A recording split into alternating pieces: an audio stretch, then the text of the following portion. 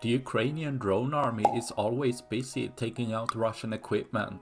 While this can be basically anything in the Russian army, the BM-21 Grad system has been more spared due to the longer range, making them safer further behind Russian defensive lines.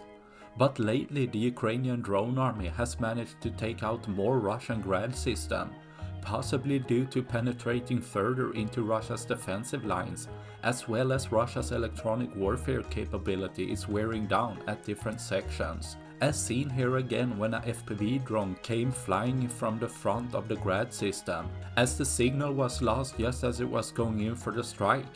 It's unclear what happened. Luckily, a second FPV drone came in from the side and struck the fuel tank of the system, causing a large fire to break out, making sure another of Russia's Grad system is destroyed, leaving one less for tomorrow.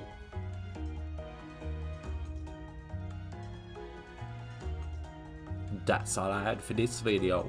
Please like and subscribe for more. Thanks for watching. Bye.